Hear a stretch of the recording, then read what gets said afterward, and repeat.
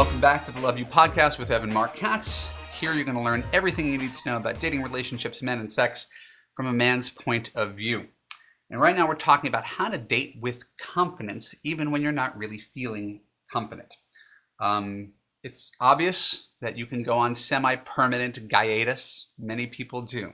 They'll get their heart broken. They'll be disappointed by the latest disappearing, ghosting guy. And they'll say, you know what, I'm just going to take some time to be by myself. And the next thing you know, a year goes by, 2 years go by. I've had clients who haven't dated in, no joke, 20 years. And I don't think it has to be that way. That's an extreme form of protecting yourself from pain. So I could acknowledge that everybody needs a breather, right, after a particularly devastating breakup. But that ultimately taking a long breather is not the answer, no more than giving up on working out when you strained a muscle and you just give up on working out forever. That's not going to help keep you in shape. So when you stay out of the game too long, you end up essentially atrophying or calcifying. You don't work those muscles about how to engage and to flirt and to be a partner and to interact with the opposite sex. And so anything you do, you're going to get better at it the more you do it. And it's all under the guise of, I'm happier being alone than being in a devastating relationship.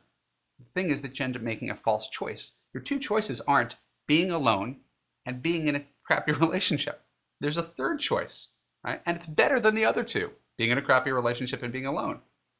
It's being in a happy relationship, right? Being in a happy relationship is better than being alone, right? If I could snap my fingers, if you could snap your fingers right now and make yourself in love, you'd snap your fingers right now if it was truly that easy. So this concept is the very premise of my most recent book. It's called Believe in Love, 7 Steps to Letting Go of Your Past, Embracing the Present, and Dating with Confidence. I'm not trying to sell you the book today. What I want to do is just read to you what the 7 steps are in Believe in Love. So you can get a sense of what I'm talking about, what you can do, and how you can find your confidence when it's been missing for so long in this very sensitive arena.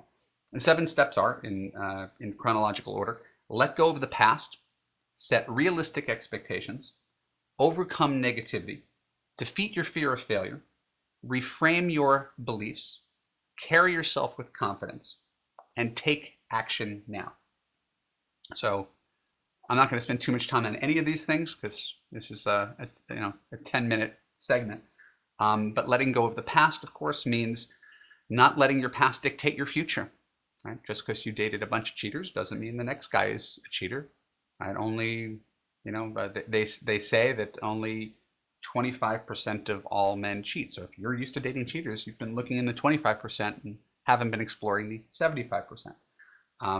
The past, the last boyfriend has nothing to do with the next one. They're completely independent rolls of the dice. Set realistic expectations. Realistic expectations in these terms are, what's realistic to expect to happen when I start dating? Because if you think, oh, I'm just going to get on Tinder and I'm going to swipe right twice and one of those guys is going to be my husband, you're kind of setting yourself up for failure. I mean, that would be like, I'm just going to graduate high school and I'm going to get a job that pays me $500,000 a year. Well, it's really nice to think you're going to do that, but that's generally not how job hunting works, right? It's a process, and dating is a process. There's a lot of trial and error, and most of it's going to be error. So going into dating with a realistic set of expectations where you could learn from each experience, but if you go on 1 date a week for, a half a year, I predict you're going to find yourself a boyfriend. And quite realistically, you go on 30 dates, you're going to find someone who you likes you, is emotionally available, wants to take you off the market. Right? If you think going on 1 date a week is too much, then it might not happen for you because you're thinking, oh, I could just go online, write to one guy. If I write to one guy and he doesn't write back, it's devastating, I'm going to quit. Right? So there's a mindset for success, and it's a growth mindset. And having realistic expectations is important, lest you be surprised or disappointed by what everybody goes through when dating. Remember, 300 dates before I found my wife. I try to practice what I preach.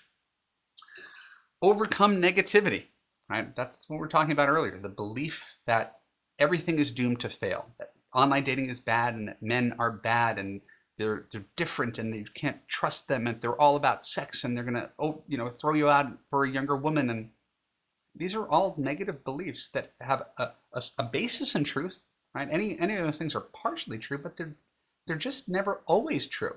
So we can't live in that black and white world that just because, hypothetically, I've had this with enough clients, just because your husband left you for a younger woman does not mean that every man leaves his wife for a younger woman. Right? Just because you've had relationships that were high in passion and high in friction where you did a lot of fighting doesn't mean your next relationship has to involve a lot of fighting. Right? You cannot think of the world in those glass half empty terms. And then similar to the next section, defeat your fear of failure. Right? There's a great quote: "The greatest risk is the one not taken." Right? If you stand on the sidelines because you're afraid that it's going to go wrong, either you're going to get rejected by someone or lots of people, or you're going to put in 6 months and you're going to have nothing to show for it. Right? That fear of rejection is going to hold you back from your greatest success. Right? You can't become a lawyer if you don't go to law school. You can't become an Olympic swimmer if you refuse to go in the pool and get wet. And it's really, really hard to get happily married if you don't put yourself out there to date. Right? It's a risk-reward continuum. And if you don't assume any risk, because you will not assume that risk, you will never get to the end destination, which is having someone whose happiness rests on making you happy. That's what it's like in a great relationship, where you have two people who are so intertwined that they live for each other and they live to make each other happy. It's a very realistic outcome, but most people don't get there because they're afraid. Carry yourself with confidence. Once again, this is a concept that's hard to teach. You can't just take a pill to be confident. I think all the people who've mentioned the concept of fake it till you make it, they're largely on to something. My belief is that confidence breeds success. Success breeds confidence. Right? So you get some experience, you get better at something. What happens when you get better at something? You start to get confident at it. What happens when you're confident?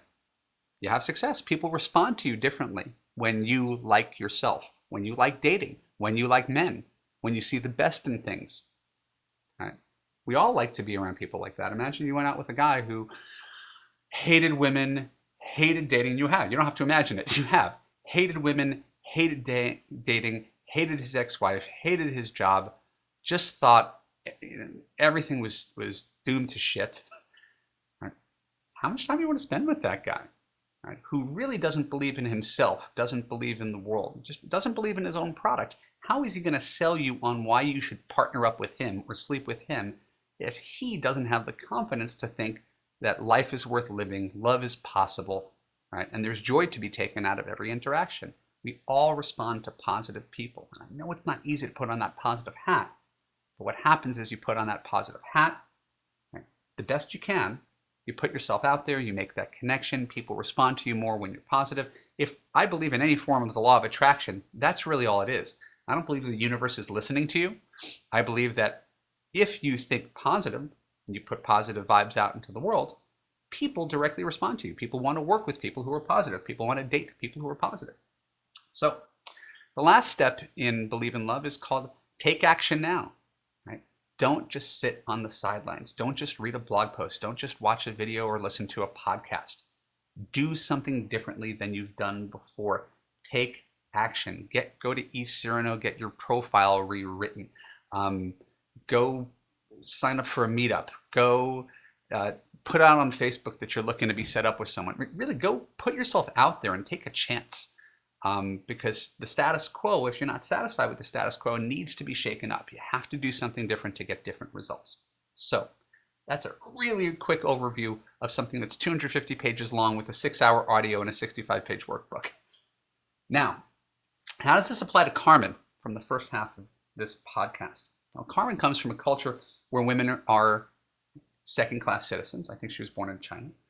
She normalized this in her relationships. Well, this is just the way things are. My man is the dominant force here, and I have to be careful not to speak my mind. And so she got used to and internalized the idea of being treated like a doormat. She thought that this is what love looked like. right? You have to sit silently when your needs are not being met.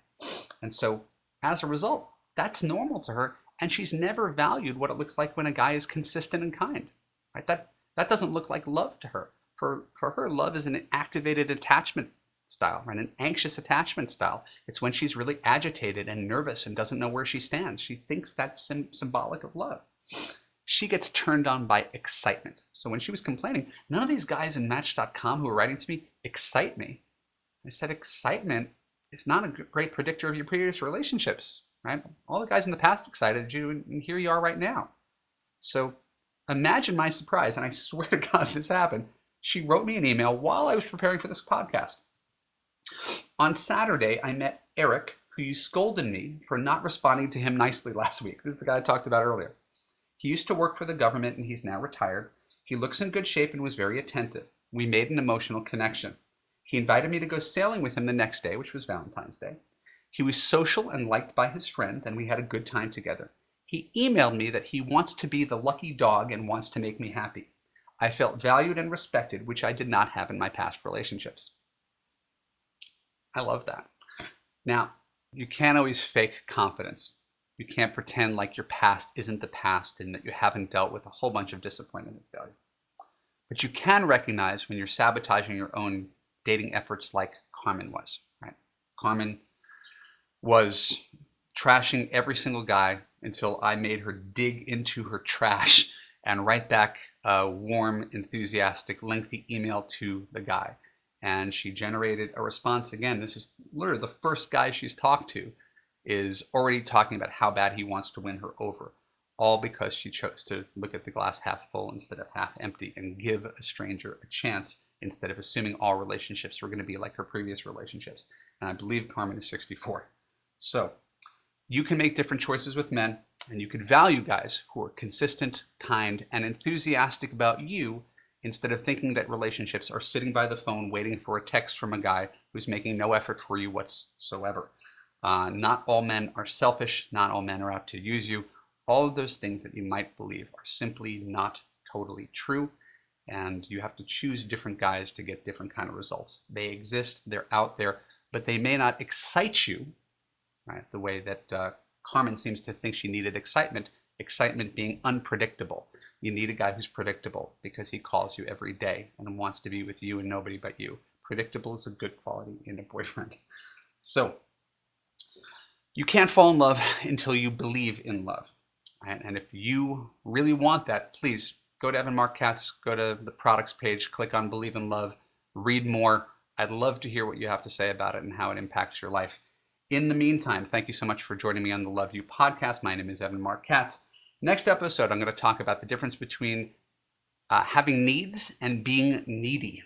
Right? That's an interesting topic of conversation. I want to kind of go down the rabbit hole and see where it leads us. So thank you so much for your time. If you enjoyed this podcast, don't forget to hit the subscribe button. Follow me on Facebook and Twitter. And go to www.evanmarckatz. Give me your name and email address, and I will send you free dating and relationship advice forever. Thanks so much. I love you. I appreciate you. And I will see you next week.